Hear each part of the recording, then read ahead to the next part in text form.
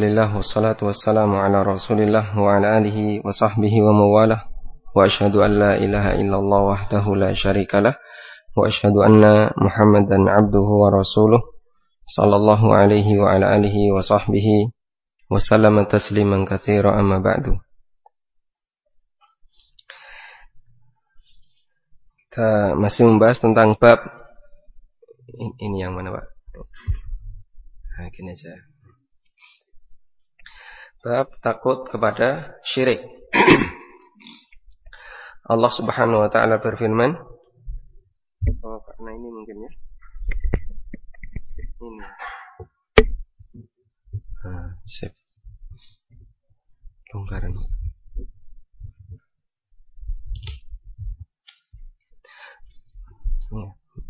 Bab takut kepada syirik. Allah menceritakan salah satu di antara doa Ibrahim. Wa idh qala Ibrahimu rabbi ja'al hadzal balada amina wajnubni wa baniya an na'budal asnam. Ya Allah, jadikanlah rabbi ja'al hadzal balad, jadikanlah negeri ini aminan, selalu aman. Wajnubni wa baniya an na'budal asnam, dan jauhkanlah diriku dan anak keturunanku dari menyembah berhala. Yang dimaksud dengan hadzal balad, negeri ini adalah negeri Mekah. Ibrahim berdoa kepada Allah agar negeri Mekah mendapatkan jaminan keamanan sampai kiamat. Pertanyaannya, jaminan keamanan semacam ini, jaminan keamanan yang Allah berikan kepada kota Mekah, itu jaminan keamanan secara takdir ataukah jaminan keamanan secara syar'i? Yang dimaksud jaminan keamanan secara takdir itu artinya Allah Subhanahu wa taala lindungi Mekah 100% sehingga tidak ada satupun makhluk yang bisa mengganggu keamanan di sana. Kalau sampai ada orang yang makhluk mengganggu keamanan di sana, langsung diazab oleh Allah Subhanahu wa taala di tempat. Sehingga tidak mungkin terjadi yang namanya gangguan keamanan di kota Mekah. Tapi kalau yang dimaksud jaminan keamanan secara syar'i, artinya Allah tetapkan aturan dan hukum yang mengikat bahwa siapapun yang atau larangan keras untuk melakukan tindakan mengganggu keamanan di kota Mekah. Kalau kita ditanya dari dua jaminan ini, mana yang memungkinkan? Yang syar'i. Dengan dalil apa? Terbukti secara realita di lapangan, ada beberapa orang yang berbuat onar di kota Mekah. Seperti yang pernah dialami oleh orang-orang Syiah. Sampai mereka membantai jamaah haji yang sedang tawaf, bahkan mencungkil Hajar Aswad dan dicuri, kemudian dibawa lari ke daerahnya selama 21 tahun. Kemudian juga pernah terjadi dengan Muhammad Al-Ghunaiman, yang dia pernah membajak Masjidil Haram, sehingga tidak boleh ada satupun orang yang masuk Masjidil Haram, sementara yang sudah ada di dalam disandera, dan puluhan yang mati, terutama penduduk kota Mekah. Kemudian juga yang pernah terjadi dengan orang-orang Iran yang mereka demo di sekitar Masjidil Haram untuk menguasai Masjidil Haram. Dan seterusnya, artinya beberapa kali kota Mekah itu mengalami yang namanya gangguan keamanan. Berarti jaminan di sini bukan jaminan takdir, tapi jaminan syar'i. Jaminan takdir itu enggak mungkin orang bisa mengganggu keamanan di sana. Karena Allah lindungi secara takdir. Kalau ada yang berani ganggu keamanan di situ langsung kobong misalnya. Tapi kalau jaminan keamanan secara syar'i, artinya Allah tetapkan aturan di sana yang berisi larangan keras untuk mengganggu keamanan di kota Mekah. Dan karena itulah Allah Subhanahu wa taala memberikan balasan, ancaman balasan yang keras bagi orang yang ingin melakukan gangguan keamanan di kota Mekah. Sampai Allah mengatakan, hanya sebatas berkeinginan untuk buat onar, dihukum oleh Allah Subhanahu wa taala. Wa man yurid fihi bi ilhadin nudhiqhu min adzabin alim. Barang siapa yang berkeinginan untuk melakukan ilhad, penyimpangan dalam bentuk ganggu orang lain di kota Mekah, maka nudhiqhu min adzabin alim, aku berikan dia siksa yang menyakitkan. Kemudian Allah juga mengatakan, wa man dakhalahu kana amina. Siapa yang memasukinya maka dia aman. Sehingga Allah tetapkan aturan di kota Mekah tidak boleh ada sedikit pun orang yang ganggu keamanan di sana. Karena itu berbuat kriminal di kota Mekah dosanya jauh lebih besar dibandingkan tindakan kriminal di luar kota Mekah. Kemudian kita lanjutkan hadis berikutnya. Hadis berikutnya dari hadis Nabi SAW mengatakan, akhwafu ma akhafu alaikum asyirkul asghar fasu'ila anhu faqala ar-riya. Yang paling aku takutkan menimpa kalian adalah syirik asghar. Kemudian fasu'ila anhu, ketika beliau SAW ditanya apa itu syirkul asghar, jawab beliau ar-riya. Syirkul asghar adalah riya. Hadis ini dari sahabat Mahmud bin Labid dan diriwayatkan oleh Imam Ahmad, kemudian diriwayatkan oleh At-Tabrani dalam Al-Kabir, dan statusnya sahih. Ya. Kata Nabi SAW, akhwafu ma akhafu alaikum, sesuatu yang paling aku takutkan menimpa kalian. Kalian di sini siapa? Sahabat. Yang paling aku takutkan menimpa kalian, wahai para sahabat, bukan kita. Kalau kita mungkin lebih sangar daripada ini. Ini sahabat, orang yang imannya jelas jauh lebih tinggi dibandingkan kita. Bahkan tidak mungkin bisa kita bandingkan dengan iman yang kita miliki. Namun Rasulullah SAW mengatakan kepada mereka, sesuatu yang paling aku takutkan menimpa kalian syirik kecil. Apa itu?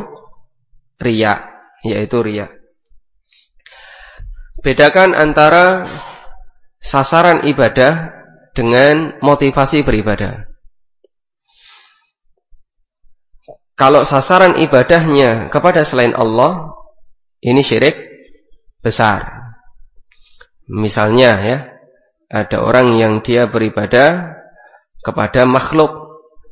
Dia sholatnya untuk makhluk, puasanya untuk makhluk, nazarnya untuk makhluk, dia bersumpah untuk makhluk, dan seterusnya, maka ini syirik besar. Yang kedua, ada orang yang beribadah kepada Allah, tapi motivasinya untuk selain Allah. Motivasinya untuk mendapatkan balasan dari selain Allah. Ini statusnya syirik kecil. Ini statusnya syirik kecil. Sehingga riya itu beribadah kepada selain Allah atau tidak? Orang yang riya itu beribadah kepada selain Allah atau tidak? Tidak. Orang yang riya itu beribadah kepada Allah. Dia menyembah Allah, dia taat kepada Allah. Tapi motivasinya, harapannya bukan dia gantungkan kepada Allah, tapi dia gantungkan kepada manusia. Perbuatan semacam ini hukumnya syirik kecil. Karena itu keliru kalau ada orang yang memahami, saya enggak riya karena saya menyembah Allah, meskipun saya berharap pujian dari orang. Justru kalau dia berharap pujian dari orang meskipun dia menyembah Allah, itulah riya. Bedakan dua hal ini, sasaran ibadah dan motivasi ibadah. Kalau sasarannya ibadah selain Allah, syirik besar. Kalau motivasi ibadahnya selain Allah, syirik kecil. Karena itulah hadirin dimuliakan Allah Subhanahu wa taala, cara yang paling mudah untuk mengatasi riya adalah hindarkan motivasi selain Allah ini dan alihkan kepada motivasi kepada Allah. Bagaimana caranya? Bayangkan pahala yang besar yang Allah janjikan untuk kita. Ketika ada orang yang dia beribadah dan harapan besarnya adalah untuk mendapatkan pahala dari Allah Subhanahu wa taala, maka akan mengalahkan motivasinya untuk mendapatkan balasan dari makhluk.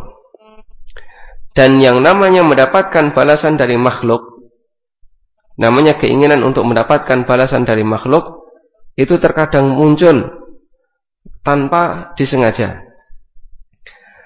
Karena itu hampir semua manusia mengalaminya. Sampai pun para sahabat. Siapa sih yang gak ingin dipuji? Gak ada ya. Siapa sih gak ingin jadi orang tenar? Gak ada. Siapa yang gak ingin jadi orang yang terpandang? Gak ada. Semua kita ingin jadi orang yang dipuji. Semua kita ingin jadi orang yang baik, dianggap baik oleh orang lain, dan seterusnya. Sehingga sekalipun kadang kita dari awal ingin mendapatkan yang baik dari Allah, tapi tiba-tiba riya ini kadang muncul. Ada motivasi ingin mendapatkan ucapan baik atau balasan yang baik dari makhluk. Karena itulah hadirin yang dimuliakan Allah Subhanahu wa taala, orang yang beribadah kepada Allah, orang yang beribadah kepada Allah dengan motivasi untuk mendapatkan pahala dari Allah atau menjauhkan diri dari neraka, statusnya apa? Statusnya apa? Ikhlas. Itulah ikhlas. Karena motivasinya ingin mendapatkan balasan dari Allah. Apapun bentuknya, baik balasannya berupa surga atau dijauhkan dari neraka. Nah, orang sufi nggak bisa memahami ini. Mereka menganggap kalau ada orang beribadah, kemudian ngarep-ngarep surga, berharap dapat pahala, maka dia menyekutukan Allah, syirik. Berarti beribadah tidak kepada Allah, tapi kepada surga. Ini keliru. Surga itu balasannya Allah sediakan bagi kita. Sementara ibadah yang kita lakukan sasarannya kepada Allah. Agar motivasi kita terbimbing, tidak berharap kepada makhluk, maka kita taruh motivasi itu kepada balasan yang Allah berikan. Sehingga kita beribadah dengan motivasi untuk mendapatkan balasan Allah berupa surga, atau mengharapkan balasan dari Allah berupa dihindarkan dari neraka. Dan itulah ikhlas. Sehingga semakin besar harapan orang terhadap pahala dari Allah, dan semakin takut seseorang terhadap hukuman Allah ketika beramal, maka dia semakin ikhlas. Bisa dipahami ya? Sehingga sebenarnya teorinya gampang. Makanya kenapa para nabi yang dipuji oleh Allah dalam Al-Quran ketika beribadah itu mereka selalu menghadirkan dua perasaan ini. Mengharapkan pahala dari Allah dan takut kepada hukuman yang Allah berikan. Misalnya Allah Subhanahu wa taala memuji beberapa para nabi, kemudian Allah mengatakan ulaika yad'una ila rabbihim raghaban wa rahaba. Mereka itulah orang-orang yang kalau beribadah kepada Allah, mereka iringi dengan perasaan raghaban wa rahaba, mengharapkan pahala besar dari Allah dan takut kepada balasan dan takut kepada hukuman Allah Subhanahu wa taala. Karena ini pengendali ikhlas. Makanya seringkali Nabi sallallahu alaihi wasallam menyuruh kita kalau beramal itu dihadirkan perasaan ihtisab. Ihtisab, apa itu ihtisab? Mengharap pahala dari Allah. Semakin besar harapan pahala kita kepada Allah, maka seperti itu pula peluang kita bisa mendapatkan pahala. Kadang ada orang yang dia beramal, tapi mengharapkan pahala kepada Allah terlalu ringan, terlalu kecil. Sehingga apa yang terjadi? Semangat amalnya berkurang. Dan demikian pula pahala yang nanti Allah berikan juga sedikit. Tapi beda halnya ketika ada orang yang beramal, kemudian dia memiliki harapan pahala yang sangat besar, sehingga semangat amalnya besar. Di saat itu pula, dia akan mendapatkan pahala yang besar dari Allah Subhanahu wa ta'ala. Saya akan ngasih contoh. Bapak Ibu ngasih nafkah seorang suami kepada istri, ibadah bukan? Ibadah bukan? Padahal kita melakukannya setiap hari ya. Setiap hari atau bulanan, Pak? Setiap punya. Tergantung bawa amplop atau tidak. Kita ngasihnya setiap punya. Ya kan benar ya, setiap punya. Setiap punya dan setiap pengen ya. Ketika Bapak ngasih seperti itu, padahal itu ibadah. Ada nggak perasaan ini beribadah kepada Allah? Rasanya tidak ya. Karena saking seringnya. Dan inilah hebatnya suami, melupakan kebaikan. Karena saking seringnya sampai dia tidak merasa kalau itu ibadah. Beda halnya kalau kita nyumbang masjid. Begitu kita membawa duit nyumbang masjid, seolah-olah harapan kita itu luar biasa. Ini akan berpahala. Atau kita nyumbang orang yang membutuhkan, atau kita nyumbang orang yang tidak mampu, atau termasuk nyumbang untuk dakwah. Maka akan muncul perasaan dalam diri kita seolah-olah ini adalah sesuatu yang berpahala. Ini diantara contoh bagaimana orang itu berbeda semangat padahal aslinya sama-sama ibadah. Padahal kalau kemudian kita timbang, ibadah itu kan semakin tinggi derajatnya maka semakin besar peluang pahalanya. Kadang ada orang yang beribadah wajib tapi semangatnya rendah. Namun kalau dia beribadah sunnah semangatnya tinggi. Ngasih nafkah ke keluarga itu hukumnya wajib. Tapi ketika orang ini melakukannya, hampir sama sekali tidak ada perasaan ingin mendapatkan pahala. Padahal kalau dia muncul perasaan untuk mendapatkan pahala, bisa mendapatkan pahala yang besar. Berbeda ketika kita nyemplungkan kotak infak di masjid. Kita beramal untuk masjid. Ini hukumnya sunnah. Tapi seolah-olah kita berharap ini akan menghasilkan pahala besar. Ini contoh bagaimana orang itu tidak bisa mengendalikan motivasi dalam beribadah. Termasuk juga misalnya ya, kita misalnya melayani orang tua, itu ibadah. Bahkan bagian dari kebaktian. Tapi mungkin bagi anak yang sudah sering gabung dengan orang tuanya, perasaan itu tidak ada.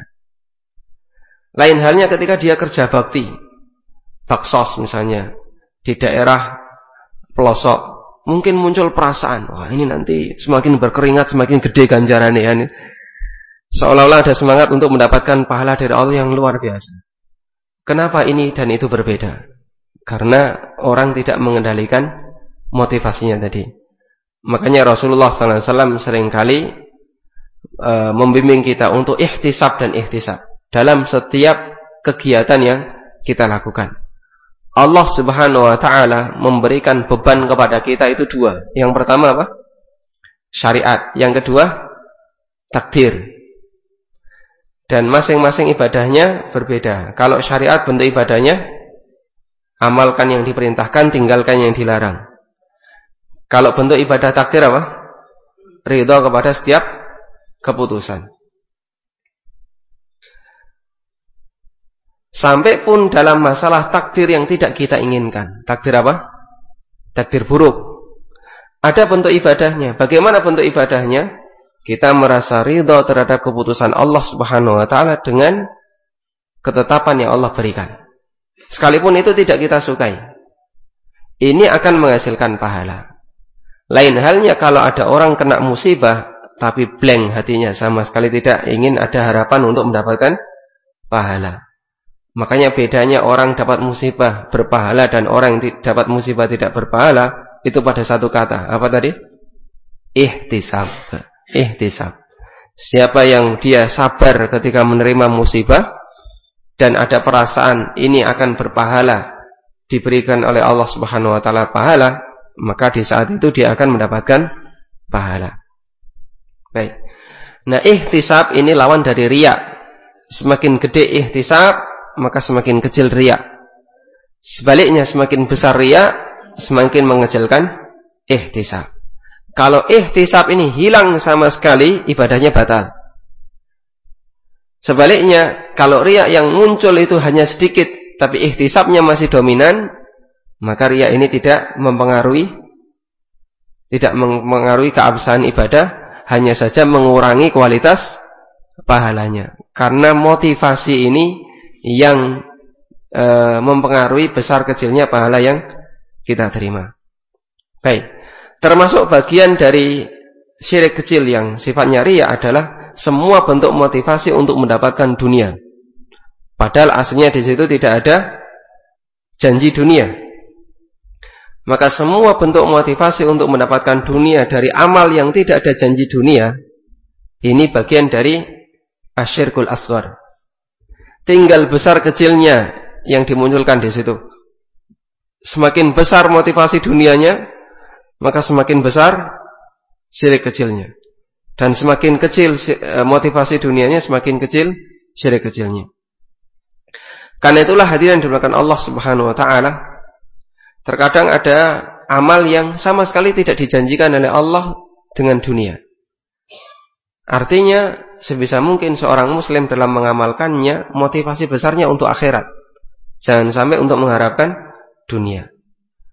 Ketika dia mengamalkan amalan semacam ini dengan tujuan besar dunia, maka bisa jadi dia melakukan syirik kecil. Meskipun dia merasa, saya enggak mengharap pujian dari orang. Tapi kan motivasimu dunia, mengharap untuk bisa mendapatkan dunia. Rajin tahajud ya, karena ingin dapat nilai yang bagus. Atau rajin tahajud biar rezekinya lancar. Atau rajin puasa biar apa misalnya ya, dapat jodoh kan ya. Arab tambah kok ora kuat-kuat poso ya. Posone kurang.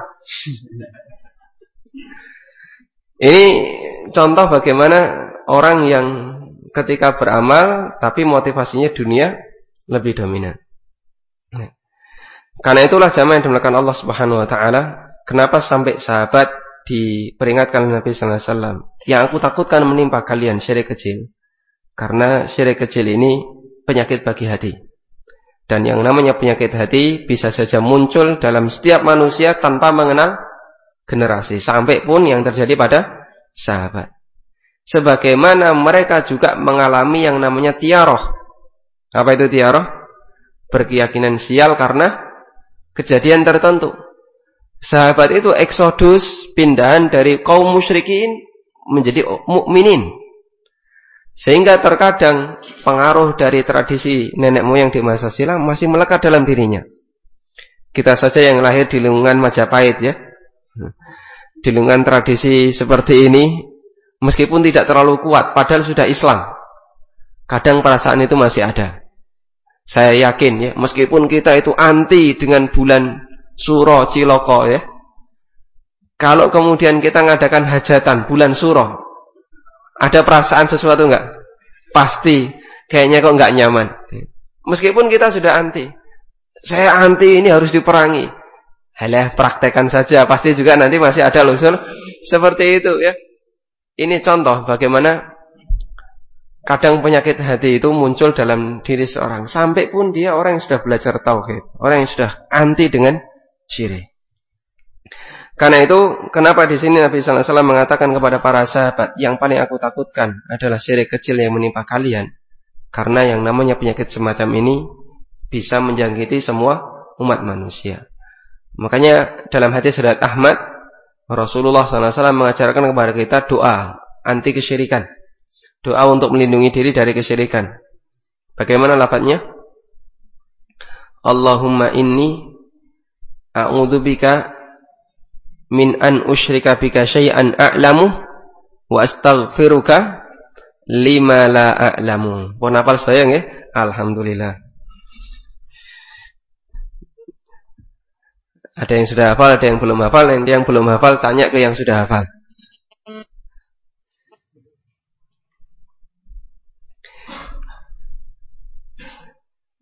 Kemudian kita lanjutkan hadis berikutnya. Dari Ibnu Mas'ud radhiyallahu anhu, Rasulullah sallallahu alaihi wasallam bersabda, "Man mata wa huwa yad'u min dunillahi niddan dakhalan nar." Rawahul Bukhari. Barang siapa yang mati sementara dia menyatakan ada sekutu selain Allah Subhanahu wa taala, maka dia masuk neraka. Berarti kebalikan makna dari hadis. Siapa yang mati wa huwa la yad'u min dunillahi niddan dakhalal jannah. Hadis ini mengatakan siapa yang mati sementara dia menyekutukan Allah Subhanahu wa taala masuk neraka. Sebaliknya siapa yang mati dan dia tidak menyekutukan Allah Subhanahu wa taala akan masuk surga. Kebalikan makna dari hadis. Hadisnya diriwayatkan oleh Bukhari. Kemudian dalam hadis ini Rasulullah SAW menjelaskan salah satu di antara bahaya besar yang bisa menyebabkan orang kekal di neraka, yaitu yad'u min dunillahi niddan. Dia berdoa kepada selain Allah Subhanahu wa taala, yang itu menjadi sekutu Allah Subhanahu wa taala. Seringkali Allah menyebutkan ibadah itu dengan kata da'a yad'u, berdoa. Seringkali dalam Al-Quran Allah Subhanahu wa taala menyebutkan ibadah dengan kata berdoa. Kenapa?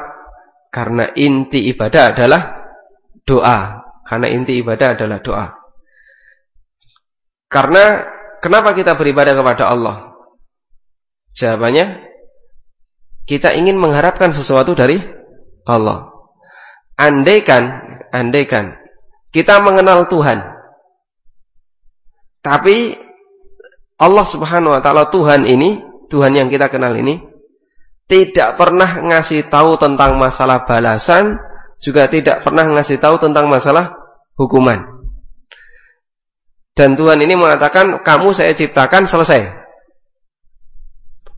Tapi terus dia minta, sembahlah aku. Mau nggak kita? Mungkin manusia tidak akan mau menyembahnya.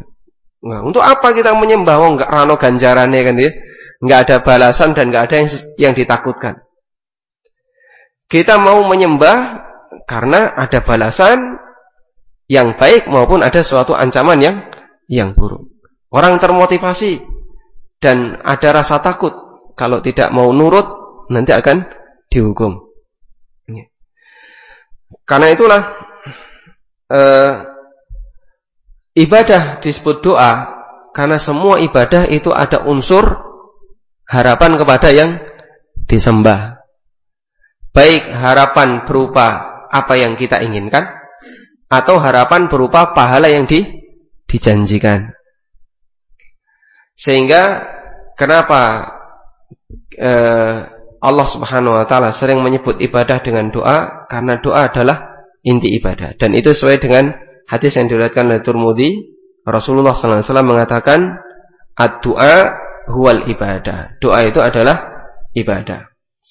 Ini sebagai bantahan bagi sebagian orang yang dia mengatakan, aku kan mau ndonga, saya itu cuman berdoa kepada selain Allah, bukan menyembah selain Allah. Berarti aku duduk syirik. Wong aku ora sujud, saya enggak sujud ke kuburan, saya enggak rukuk di kuburan, saya cuman berdoa minta kepada kuburan. Yang namanya syirik itu kalau beribadah kepada selain Allah. Padahal saya kan cuma berdoa kepada selain Allah. Berarti mengira radong. Nah, namanya berdoa itulah ibadah. Kalau kamu doamu tidak disebut ibadah, ya tidak ada lagi istilah ibadah. Karena inti ibadah adalah doa. Ini sedikit pelajaran kenapa di sini Nabi sallallahu alaihi wasallam mengatakan wa huwa yad'u min dunillahi niddan. Dan Bapak Ibu bisa mungkin kalau ketemu orang yang suka seperti itu, dalil mereka demikian. Salah satunya itu. Jadi saya cuman berdoa bukan beribadah. Karena dia tidak paham beda antara persamaan antara ibadah dan doa. Justru inti ibadah adalah doa. Kemudian hadis satu lagi dari Jabir radhiyallahu anhu. Dalam hadis riwayat Muslim dari Jabir radhiyallahu anhu, Rasulullah sallallahu alaihi wasallam bersabda, "Man laqiya Allah la yusyriku bihi syai'an dakhala al-jannah, wa man laqiyahu yusyriku bihi syai'an dakhala an-nar." Barang siapa yang bertemu Allah dan tidak menyekutukannya dengan sesuatu apapun, maka dia akan masuk surga. Dan barang siapa yang ketemu Allah dalam kondisi menyekutukan Allah, dalam kondisi membawa dosa syirik, dakhalan nar, maka dia masuk neraka. Pertanyaan pertama, apakah semua orang musyrik masuk surga? Masuk neraka? Semua orang musyrik masuk neraka atau tidak? Apa yang dimaksud dosa syirik membawa pelakunya masuk neraka?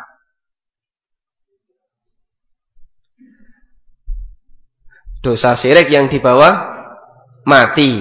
Dosa syirik yang dibawa mati. Karena itu, kalau ada pertanyaan, apakah dosa syirik diampuni oleh Allah? Ya.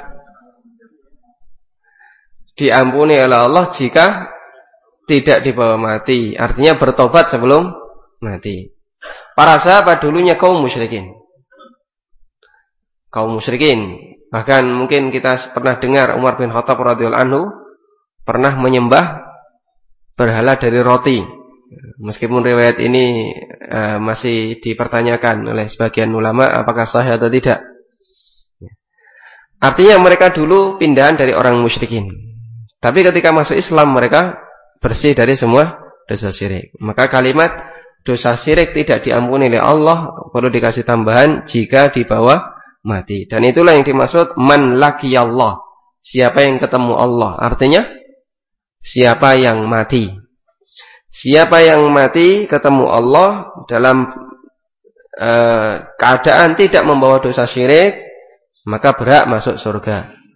Dan siapa yang mati dalam keadaan membawa dosa syirik, dia berhak mendapatkan ancaman atau dia wajib masuk neraka. Baik, ada yang sudah belajar shorof? Tidak perlu angkat tangan ya. Dalam shorof itu fi'il ada 3. Kita ambil yang 2 saja di depan. Fi'il madhi dan mudhari'. Fi'il madhi itu apa? Untuk menunjukkan bentuk masa lampau. Kalau mudhari' sekarang atau akan datang. Di sini ada lafaz dakhala. Ada gitu Pak? Dakhala ya. Dakhala itu fi'il madhi. Fi'il mudhari'nya yadkhulu. Ada hadiahnya enggak? Sing jawab kathah ya, kurang, enggak jadi ya.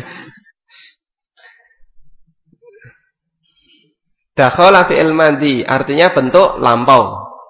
Sudah? Kalau yadkhulu fi'il mudhari' yang artinya akan datang. Baik. Ketika Nabi sallallahu alaihi wasallam menyampaikan hadis ini, orangnya sudah masuk surga atau belum? Belum ya? Orangnya belum masuk surga. Siapa yang ketemu Allah dalam kondisi tidak berbuat syirik telah masuk surga, kan begitu ya? Karena pakai fi'il madhi. Artinya telah masuk surga. Nabi SAW tidak mengatakan man laqiyallaha la yusyriku bihi syai'an yadkhulul jannah. Siapa yang ketemu Allah dalam kondisi tidak membawa dosa syirik akan masuk surga. Beliau tidak mengatakan demikian. Tapi yang beliau katakan dakhalal jannah, telah masuk surga. Kenapa seperti itu? Nah, untuk menunjukkan kepastian. Terkadang beliau menyampaikan masa depan tapi menggunakan kata kerja masa silam. Karena ini pasti terjadi. Dan menunjukkan kedekatan. Seolah-olah jarak dia dengan surga sangat dekat. Hanya terpisah sesuatu yang itu sesuai dengan yang Allah kehendaki.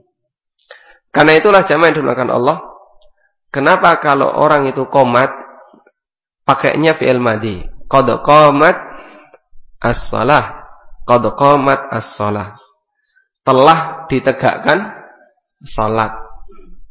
Diulang lagi, telah ditegakkan salat. Padahal salat sudah mulai belum?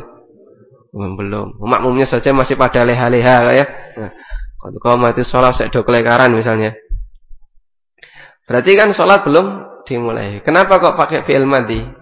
Padahal lafadznya telah ditegakkan salat.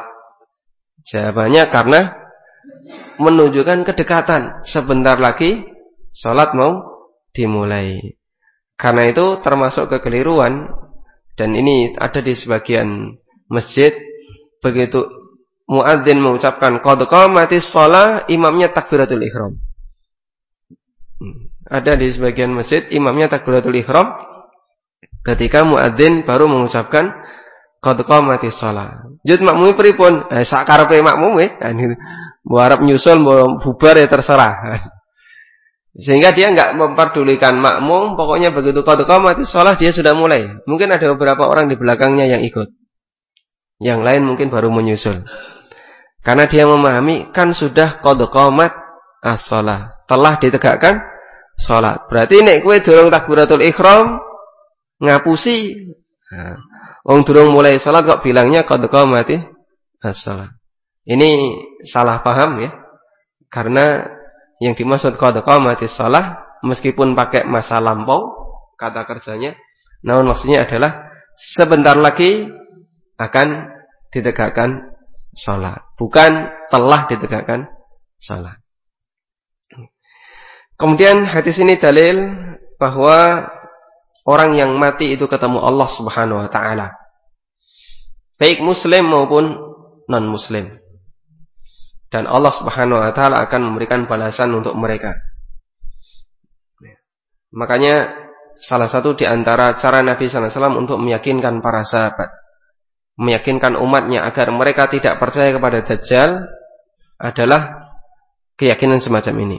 Bahwa kalian tidak akan ketemu Allah sampai kalian mati. Karena Dajjal itu datang dengan mengaku sebagai Allah.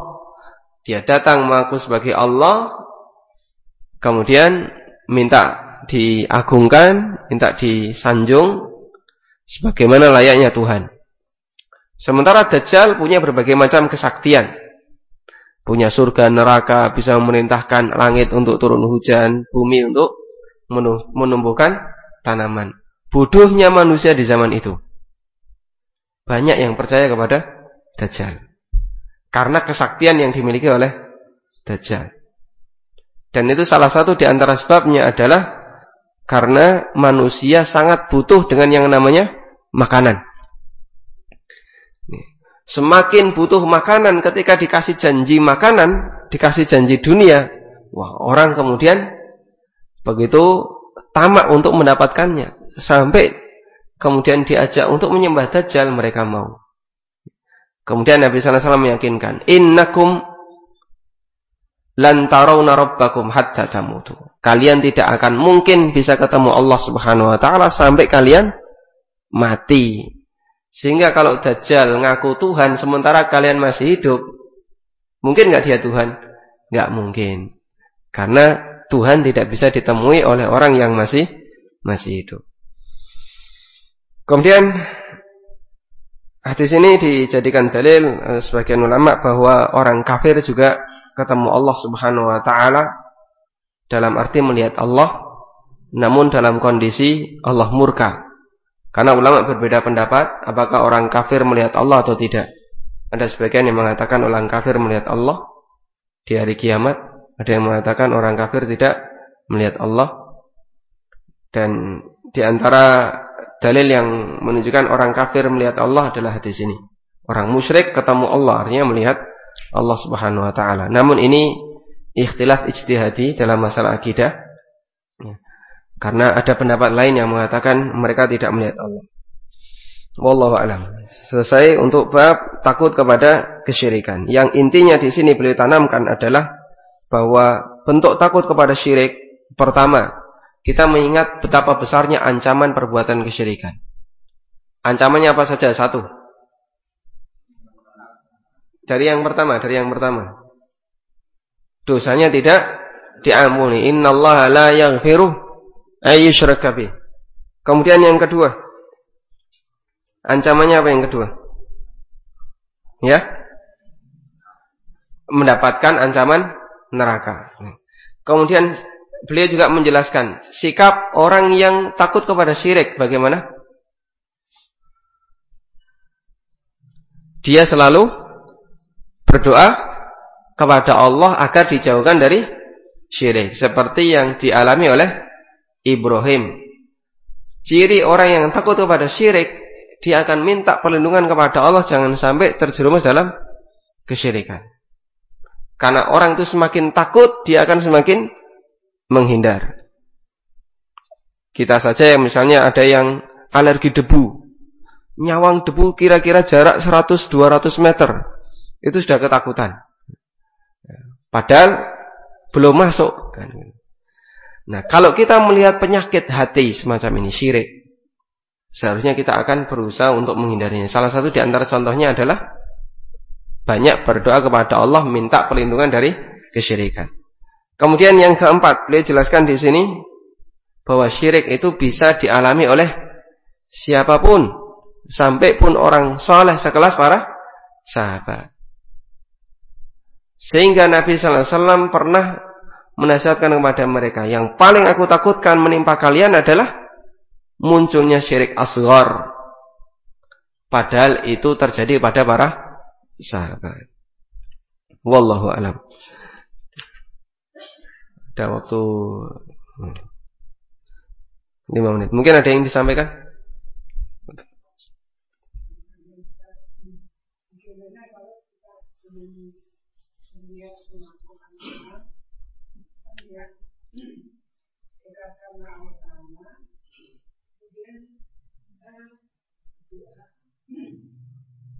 Dalam arti kita dari amal yang akan kita kerjakan tersebut bisa membantu kesulitan kita dalam menuju dunia. Pertanyaan yang kedua, ada seorang ustaz, saya menanyakan tentang masalah sekatenan, dan dia mengatakan bahwa matematika itu adalah bentuk sekitar saja kepada anak-anak. Saya mengatakan bahwa pada waktu saya mengikuti itu ada prosesi di dalam kerangka itu ada dalam bentuknya salahnya juga teman-teman. Juga dia mengatakan bahwa kalau seorang itu pelakunya secara syirik, apapun dianggap syirik. Karena dari kekhawatiran itu kan artinya jadi peradaban masyarakat itu kan masyarakat Islam. Jadi menurut saya ada masalah.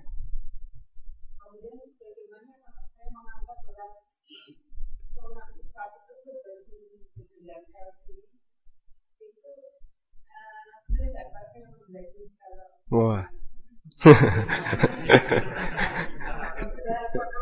dicoret namanya di mana, Pak?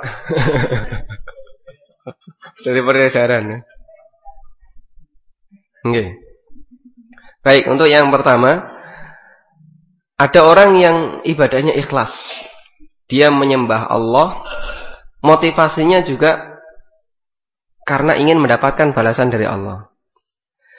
Kemudian termasuk bentuk motivasi ibadah adalah agar ingin semakin dekat dengan Allah. Ini motivasi yang boleh atau tidak? Boleh. Bahkan ini termasuk di antara bentuk ikhlas. Biar saya semakin dekat dengan Allah. Nek saya dekat dengan Allah, njaluk apa mawon dikasihkan, begitu ya. Akhirnya dia beribadah, kemudian membangun motivasinya dengan dua ini. Ingin mendapatkan balasan dari Allah dan ingin dekat dengan Allah. Setelah itu, setelah selesai ibadah, dia berdoa kepada Allah, minta dunianya. Boleh atau tidak? Ini diperbolehkan.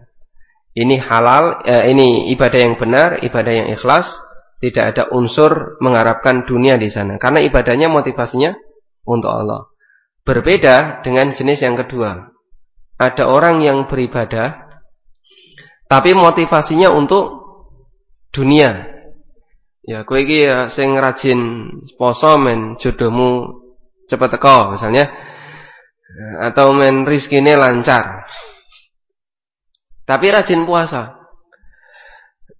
Dia sejak dari awal ingin rajin berpuasa itu karena ingin mendapatkan kelancaran rizki, kelancaran pangkat, kelancaran karir dan seterusnya.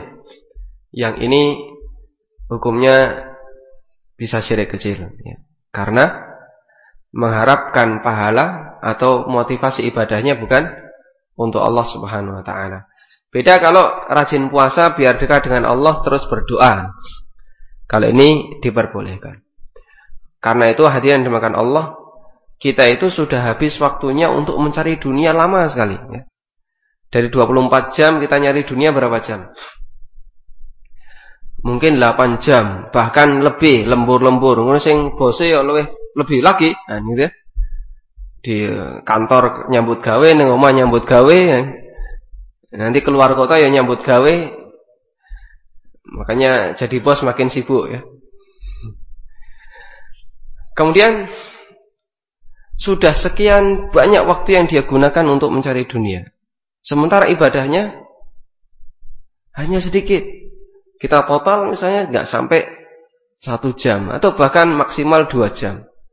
Itu pun masih dikorbankan untuk cari dunia. Sudah capek hidupnya nyari dunia, kesempatan untuk nyari akhirat dipakai untuk nyari dunia. Terus jatah dia di akhirat mau berapa? Sementara hidup di akhirat abadi dan hidup di dunia sementara. Karena itulah jamaah yang dimuliakan Allah, kalau kita menyadari betapa banyaknya waktu yang kita pakai untuk dunia, maka kita nggak bakalan tega untuk menggunakan kesempatan akhirat demi mendapatkan kesejahteraan dunia.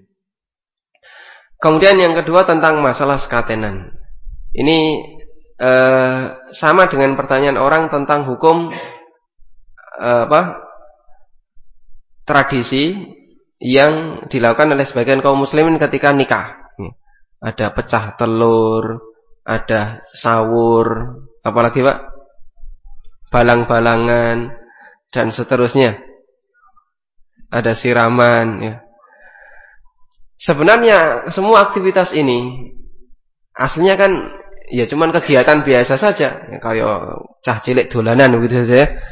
Cuma di situ ada mungkin sisi buruknya mubadzir, mosok telur mosok dibuang-buang, dipecah. Ya.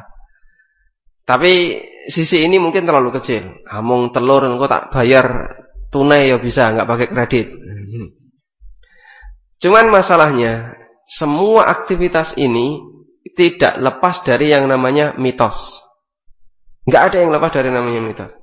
Orang sampai melakukan kayak gini, kemudian ada urutan ritual, diwalik pun nggak boleh kan?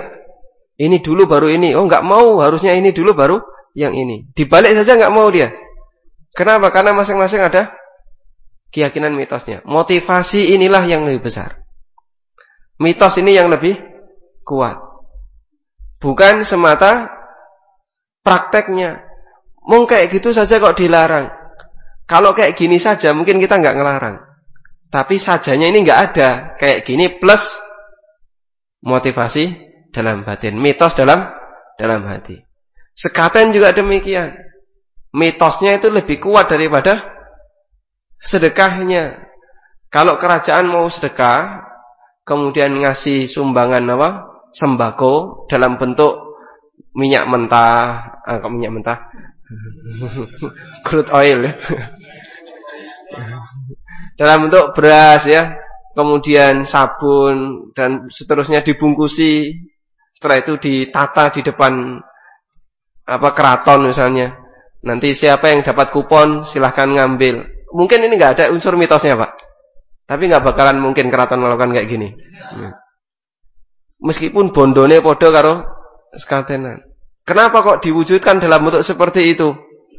Karena ada nilai mitosnya. Maka bohong kalau orang ngaku ini sedekahnya keraton untuk rakyat. Kalau sedekah keraton untuk rakyat, bagikan saja duit 50.000, diratani para tukang beca atau siapa yang dapat kupon datang ke keraton kasih 50.000. Kalau mau ingin bebas dari unsur mitos. Tapi kan nggak mungkin keraton melakukan kayak gini.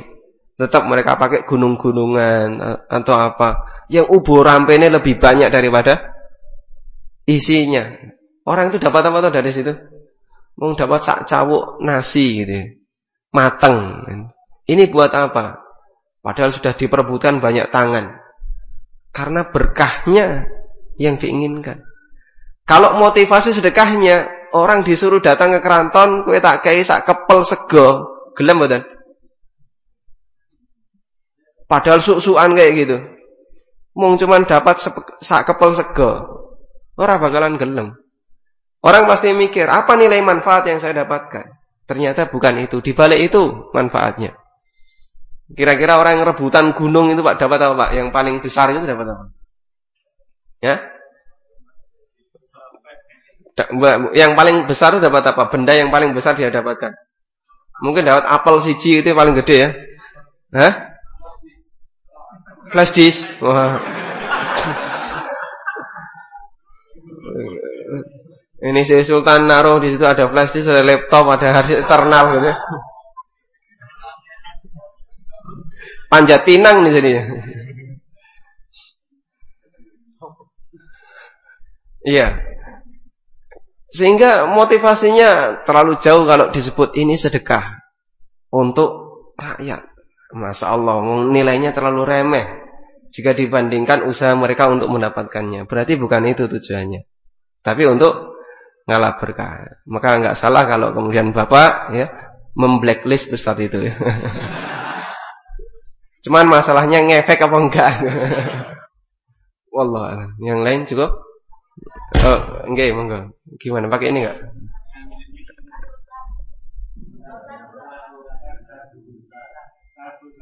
Nggih.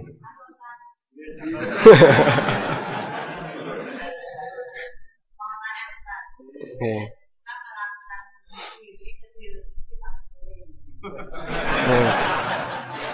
Hukumnya itu tetap dosanya dosa sendiri atau karena sering jadi berubah jadi besar. Oh, gitu. Nggih. Sekerikil jadi gunung ngoten nggih. Ya. Jadi kualitas dosa syirik ini tidak berubah meskipun banyak. Sebagaimana kualitas dosa besar tidak berubah meskipun banyak. Enggak bisa misalnya kita rajin melakukan dosa besar numpuk terus jadi kafir. Besar sama dengan kafir. Tidak. Atau apa? Dosa syirik kecil kemudian jadi syirik besar. Tidak berubah demikian. Beda dengan sama-sama kualitas dosanya. Cuman tingkatannya yang beda. Dosa kecil jadi dosa besar. Nah, ini mungkin. Karena salah satu di antara dosa kecil yang berubah jadi dosa besar, penyebabnya adalah dosa kecil yang dilakukan secara terus-menerus. Nih.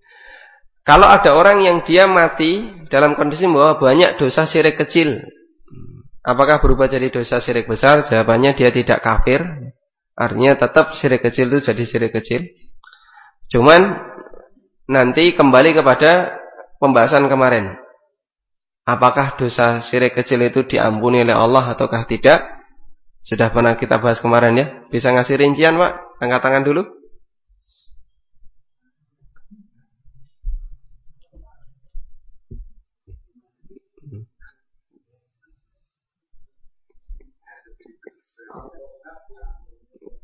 Kalau tobat, nggih sedaya nek tobat diampuni Allah, baik yang besar maupun yang kecil. Tapi ada rincian kemarin ya. Dosa syirik kecil itu diampuni atau tidak? Mungkin diampuni, mungkin tidak. Coba kasih jawaban yang lebih lengkap. Ya. Ini ada hadiahnya.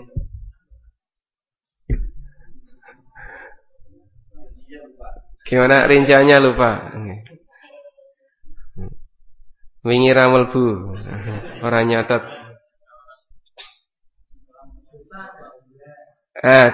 Gimana Pak? Mana yang mana?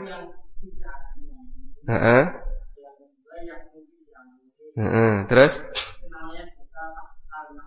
Ya.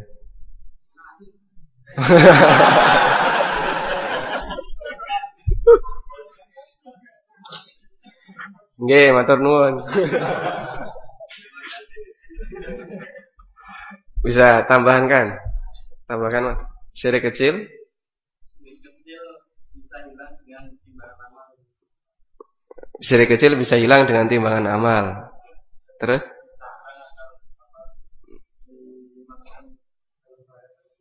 Atau dimasukkan ke dalam neraka. Terus pendapat yang kedua?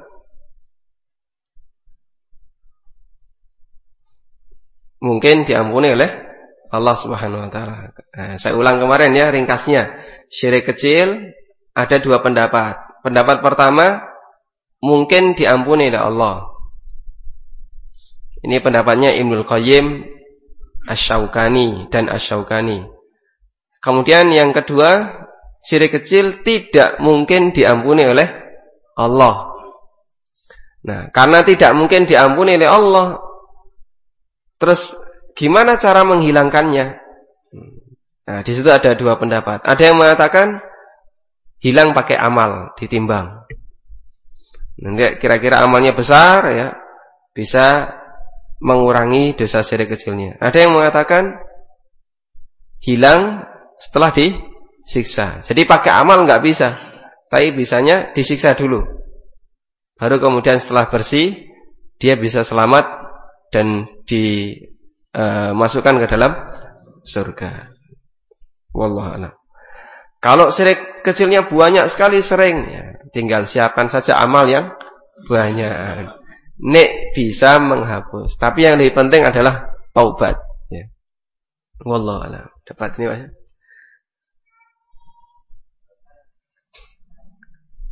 Oh.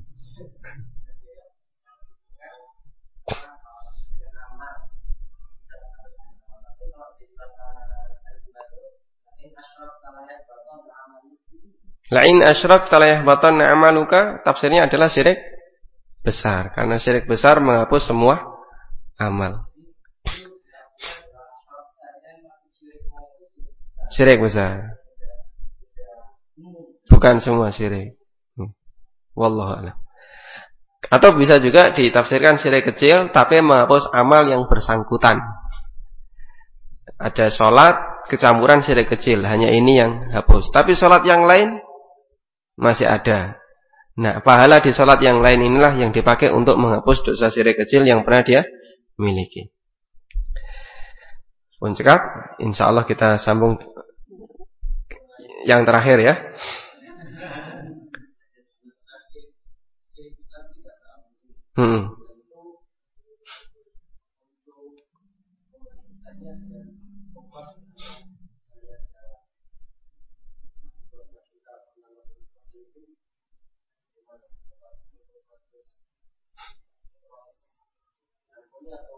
Ya, kalau dia melakukan dosa syirik besar yang menyebabkan keluar dari Islam, taubat dan menyatakan syahadat, ada saksinya keluarganya, sementara tetangganya yang tidak tahu, yang nggak usah dikasih tahu. Wah, ini bermurtad terus mlebu Islam ini malah bermasalah nanti ya. Cukup yang tahu saja siapa, misalnya dia, wah ini baru saja datang dari dukun, kemudian dia diajak bertapa di mana begitu. Sajen-sajen. Terus kita tahu, keluarga kita tahu. Nah, siapa yang tahu itu yang memaksa orang untuk bertobat dan dia disuruh kembali masuk Islam. Yang tidak tahu tidak usah dikasih tahu, karena hukum asalnya dia masih muslim, tapi dia melakukan perbuatan syirik besar. Wallahu a'lam. Wassallallahu ala nabiyyina Muhammadin wa ala alihi wa sahbihi wasallam wa akhiru da'wana alhamdulillahi rabbil alamin. Subhanakallahumma bihamdika la ilaha illa anta astaghfiruka wa atubu ilaik. Pengumuman